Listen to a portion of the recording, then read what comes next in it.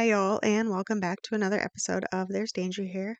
I'm Leilani, and today we're going to talk about caretakers of the deceased, specifically those who, of course, are not doing what they should.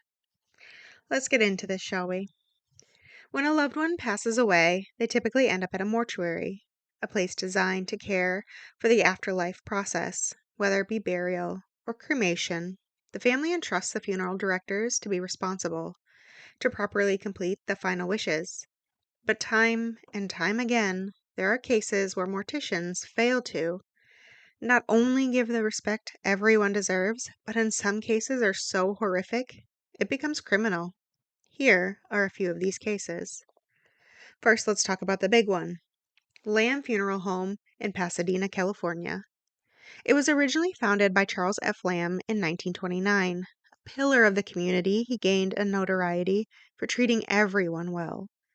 As Charles got older, he passed the family business on to his son Lawrence Lamb.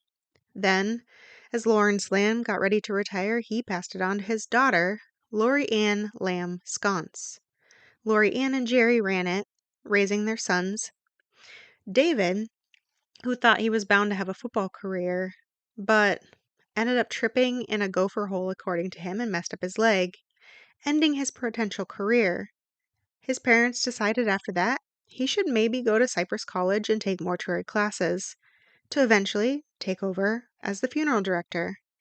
David reports that of this, he didn't think that it was a big deal, as he had already known how to embalm by the time he was 12. In 1980, while taking classes, cremation had started picking up in popularity. Pasadena Crematorium, run by Diesel and Gravity, was privately owned but on the same property as the Lamb Funeral Home. The crematorium worked exclusively for the Lamb Funeral Home. After finding out that most people had used off-site crematoriums for a fee of between $300 and $450, plus the cost to transport the bodies back and forth, David realized that he could seriously undercut his competitors and got a box truck, picking up numerous people at the same time. Starting in 1981, the cremations through David began, with the year ending in a total of 192. At this time, he used his Dodge van to pick up bodies and bring them to the crematorium and charged the other funeral homes $55. As a result of the cheap cost, by 1982, the numbers skyrocketed to 1,675. In order to handle the increase in numbers, David hired Danny Galambos, Dave Edwards, and Andre Augustine. All three had large post-football physiques, making it easier for them to move people around. The men stated that they worked with a 14-foot box truck, no liftgate, and no air. Their instructions were to pick up the individuals and bring them to the crematorium. That was it. David then hired Johnny Polerna to run the crematorium. Bringing him in and teaching him how to use the oven, Pasadena Crematorium had two. A reputable cremation specialist spoke about how it would take about 2 hours to complete the cremation, let the oven cool, clean, and then refire. Johnny reported that when he was trained, David would place 2 to 3 bodies into one chamber at a time, making it seem like that was just a normal process. And as Johnny had never been taught otherwise, he actually believed this was normal at first. As the number of pickups increased, the need to put more people in a chamber increased, and it was reported that up to 15 people were placed in a single chamber at a time. In order to make some people fit, they even had their collarbones, legs, or arms broken and folded to fit into the chamber. By 1983, David completed 3,487 cremations, so we're seriously moving up in these numbers. David spoke about the increase in numbers and said, you could put one body in and it would take 2 hours, or 10 bodies and it would take 2.5 hours. Reporting that any crematorium cannot get all of the person out of the oven anyway, so commingling of ash didn't mean anything to him. David also reports that many of his cremations were scatter at sea, and so that led him to justify this even further, saying they were going to commingle in the water anyway, so why should it matter if they were cremated together or not? Eventually, this increase got people talking. the volume of cremations and how the crematorium shouldn't be able to handle it. One of those people was Tim Waters, a man in his early 20s that was a competing cremation provider. Through his company, Alpha Society Cremation Services, David attempted to buy out Tim's business after meeting Tim, and Tim would say he openly didn't trust David. Not at all. An unnamed person, who reports he used to work for David around the same time, said he got started because he and Johnny used to get high together. One time Johnny asked for help unloading bodies, and so this man helped, at which time David happened to show up and ended up hiring him as well. He also reports this is when they would cut fingers off and take rings off people, take their clothes and shoes to resell, that he and Johnny would smoke rock cocaine while they worked. David's ex-wife, Barbara, said that this was about the time that David walked in with a cup one day that said AU, which is an abbreviation for gold. David went to the garage and got a hammer and would smash the teeth and take the gold away. Johnny said that David would call taking teeth out popping chops. Other employees said that the bodies were searched for gold and that he was likely bringing in about $20,000 in just gold a month. As this continued, so did the rise of cremations, hitting 4,350 by 1984. Tim Waters and Ron Hass got ready to report on David Sconce and how they believed he was working inappropriately.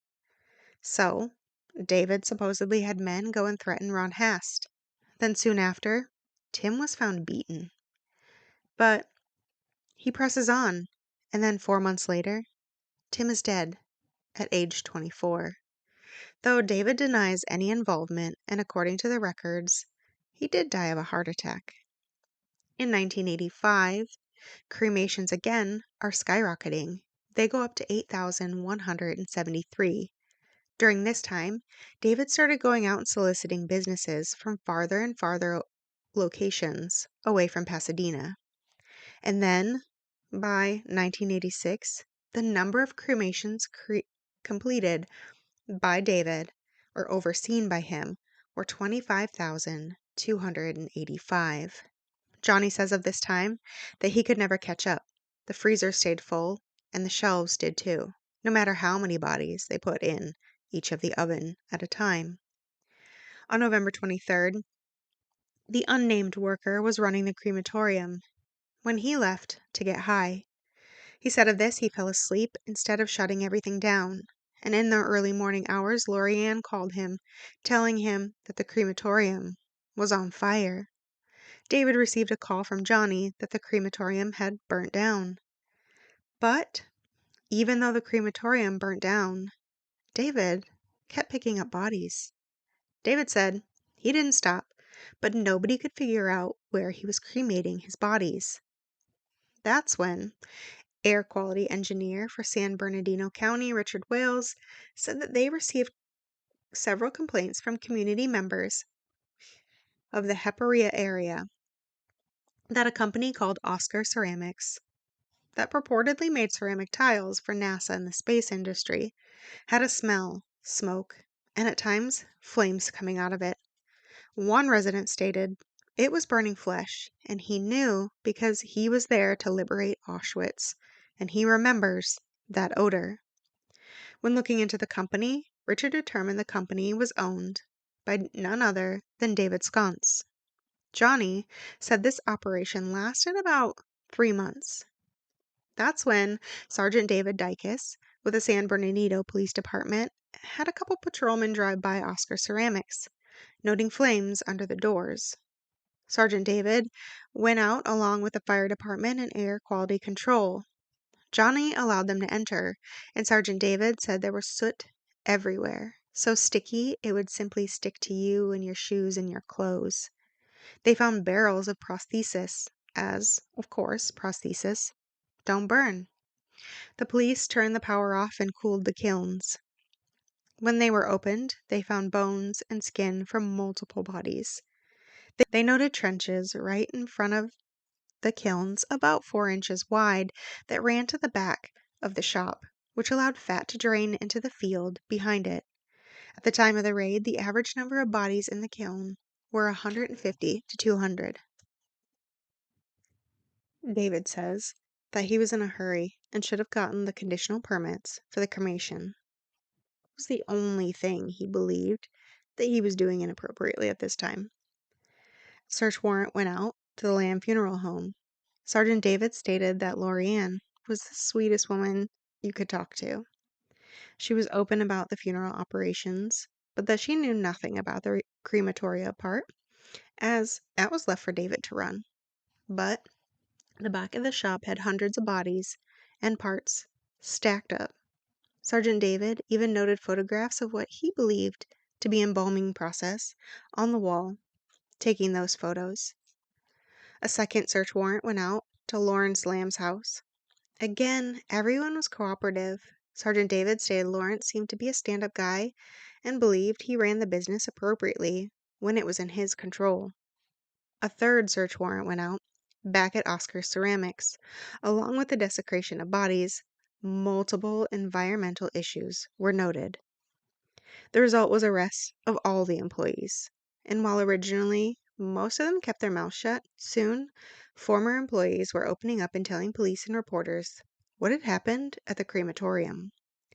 Still, with all this, the information they had, most of the crimes were considered misdemeanors.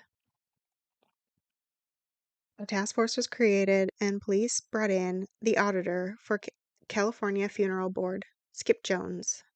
Skip had audited the Lamb Funeral Home and pre-need trust accounts in 1986. Skip said Lorianne's aura was amazing, that she seemed fit for the job. That was her reason for being. But even so, there was a problem with the pre-need accounts. There were approximately 170 accounts that she was taking money for that weren't being reported on. And Skip explained how to correct those issues as Lorianne seemed just distraught about it, how to put the money in accounts and start reporting on them to the state. Still, by the time of the task force, when followed up on, Lorianne still hadn't reported any of the money, earning her over $90,000 in interest alone, making this grand theft, and the DA had their first felony charge. Now, remember those embalming photos? Two deputy coroners see them in the task force and report they aren't embalming photos. They are harvesting body parts. Andre stated he saw a few extractions of those body parts corroborating this information and that it was generally common knowledge between the employees. David reported that he went to a mortuary where he saw George Bristol with surgical equipment on the table. Slit lamb mows cornea off the eye without ruining it. George explained he was working for Dehaney Eye Bank, and David said he gets about 1,000 people a month, and even if only 100 were viable, that'd be a lot of corneas. Together, the two did research, and in turn, David created the Coastal International Eye and Tissue Bank, Inc., bringing in other professionals and establishing ties with organizations across the U.S. David stated, "While you can't sell organs, you can bill for your time in making them available, and that's, quote, how you get around it," end quote. Lorianne had a chart in her office of how much a person should be. A man was between 5 and 7 pounds, a woman 3 to 5 pounds, children 11 ounces to 22 ounces, and a baby 1 envelope of ash, making it unlikely that she didn't know about the crematorium and its deeds. The previous employees reported that she was fake and pious, but in the background was telling those who picked up bodies to check and see if their eyes were dry or wet if they were warm. If they weren't wet, to use eye drops. That she kept a box of ashes at her desk that she used for baby's ashes. They also report Jerry was the one to pop chops the most often, even joking that that was how he could pay for all the employees. The task force continued working and looked into the night of Tim Waters being attacked.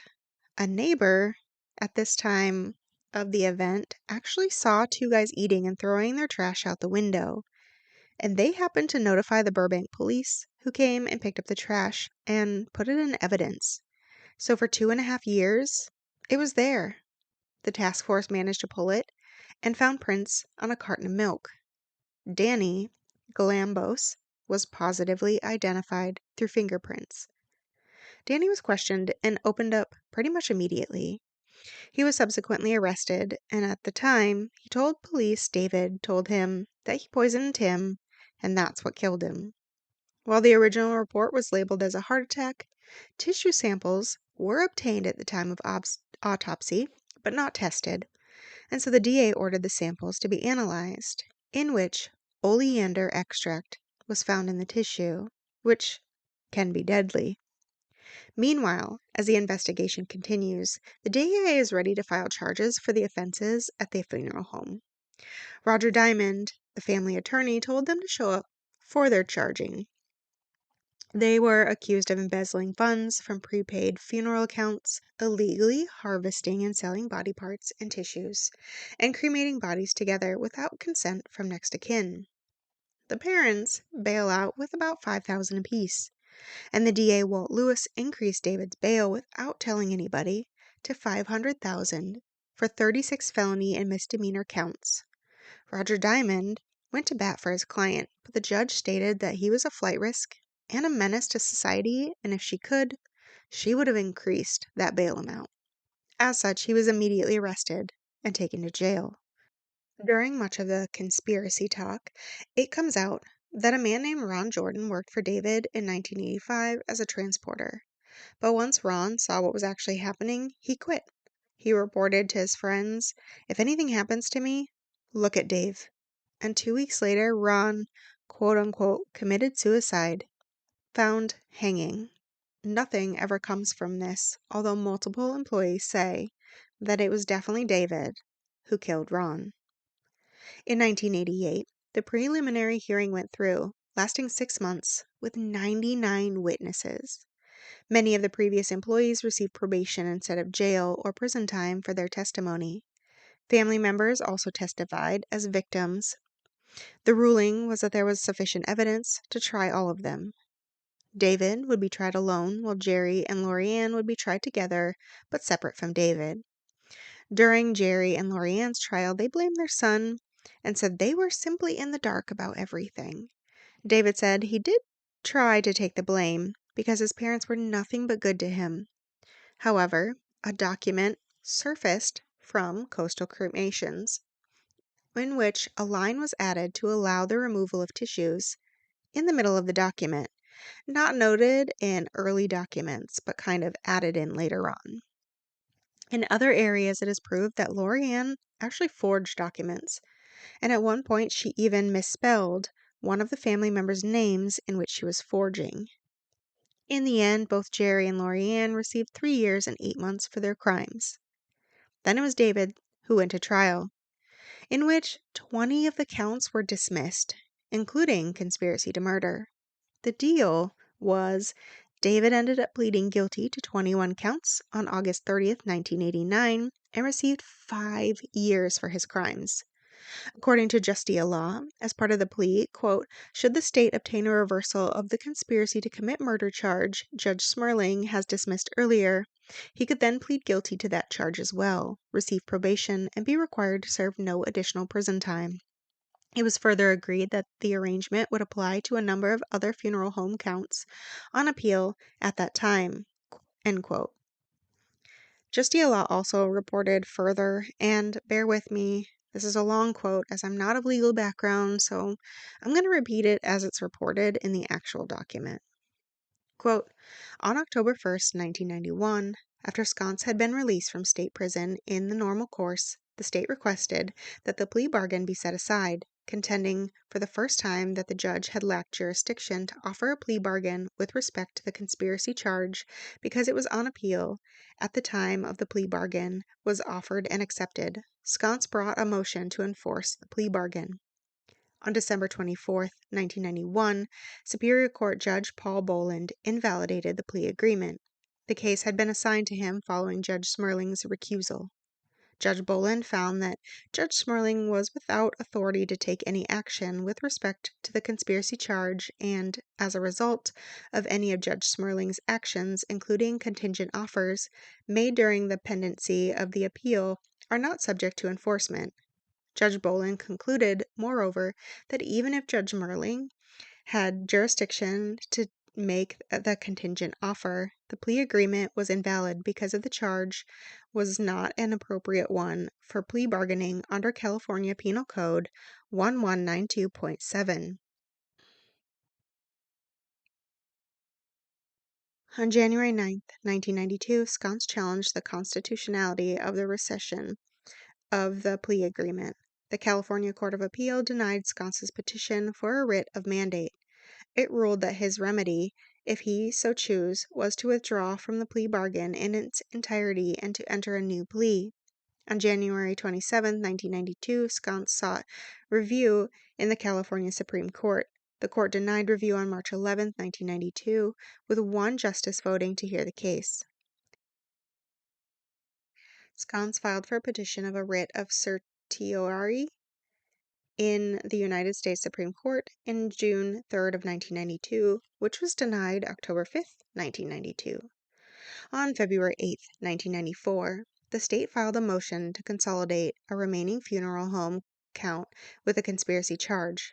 The motion was granted. The state subsequently sought Sconce's transfer from Arizona, where he was serving a 5-year sentence on unrelated charges. On approximately October 4th, 1995, Sconce was transferred to the custody of the sheriff of Los Angeles County pending trial. On February 7, 1996, Sconce filed a civil rights complaint seeking an order restraining the state from prosecuting him on the conspiracy charge. On February 14, 1996, Judge John Davis ruled on the merits by construing this civil rights case as a habeas corpus petition. Judge Davies distinguished Santobello v. New York on the ground that it contemplate plea bargains between the defendant and the prosecutor only. In addition, Judge Davies found that the plea was based on unlawful and therefore unfillable promises. Judge Davies concluded that the trial court lacked jurisdiction to enter a plea bargain concerning the conspiracy charge because the matter was on appeal at the time, and that it also lacked authority to enter the plea bargain because California Penal Code 1192.7 precluding bargaining regarding such a charge.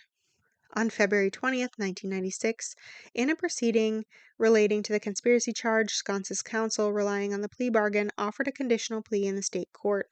Counsel stated, "For the record, Mr. Sconce does again offer to plead to the murder conspiracy case, and if the court will accept it and agree to give probation to Mr. Sconce, he will make that offer."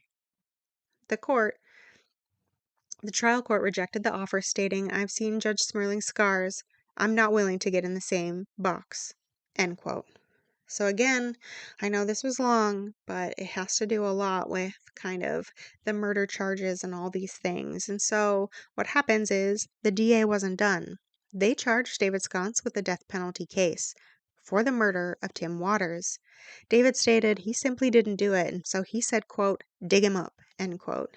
He was in fact exhumed, and as it turns out, he was in an above-ground casket, and so they tested everything that they could for oleandrin. But on April 4th, 1991, they were back in court, and the case was dismissed. Nothing was found in the tissues. After this, the family moved to Lake Mojave in 1994. David drove buses for a business called LTI, and he was given tickets to sell for $20 apiece. However, in true David fashion, instead, he made his own tickets to sell and keep the money. He was caught, and for that, he faced forgery charges. For this, he was sentenced to another 5 years. It was at this time that Barbara finally got divorced from him, and from there, he was in and out of court for multiple parole violations, even as he moved from states to California.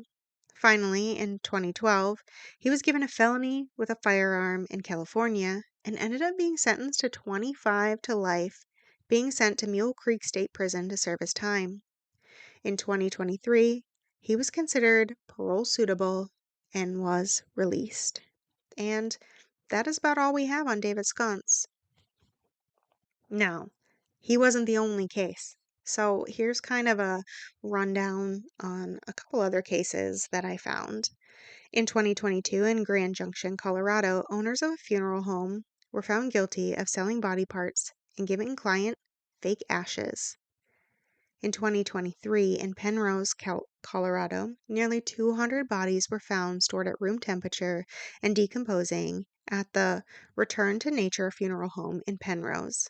The owners, John and Carrie Halford, stacked bodies going on top of each other beginning in about 2019. They would give fake ashes to family members while not actually taking care of the bodies.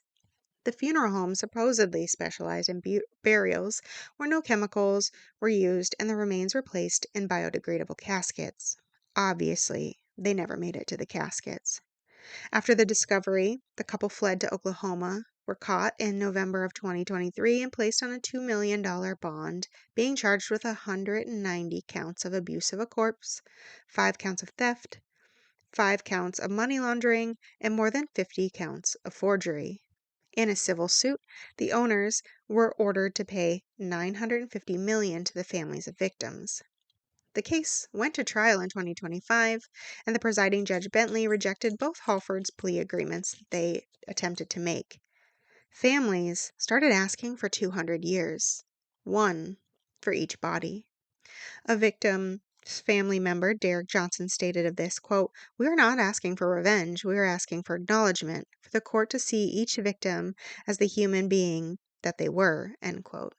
Both Halfords have also admitted in federal court to defrauding the U.S. Small Business Administration out of nearly $900,000 in pandemic-era aid and taking payments from customers for cremations the funeral home clearly never did.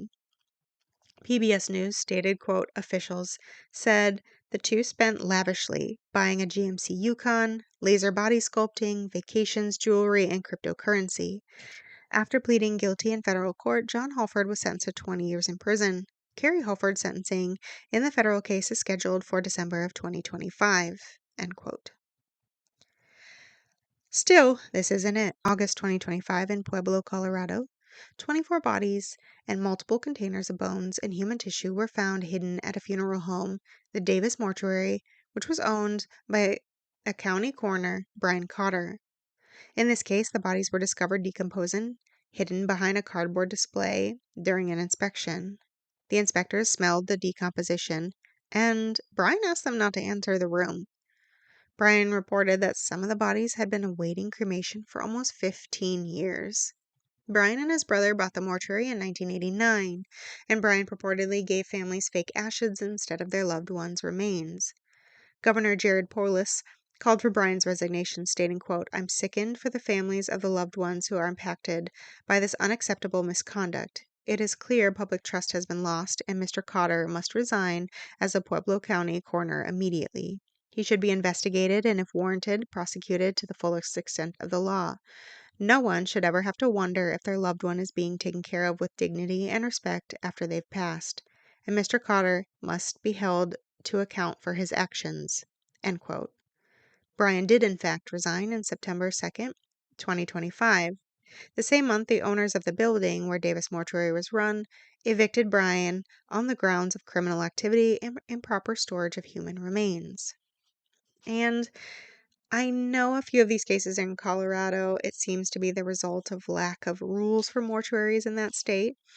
One stated that at some point they didn't even require a license for funeral directors, and they didn't allow for state inspections routinely up until pretty recently. It was reactive, not proactive, unfortunately. But even with all these numbers, they aren't the only cases. Also, many states suffer similar scandals, often noted on smaller scales. Still, it's hard to read and then trust your loved ones to a person or a company once they've passed, making these their own gruesome true crime stories. And remember, to all those out there listening, be careful. It's a dangerous world we live in.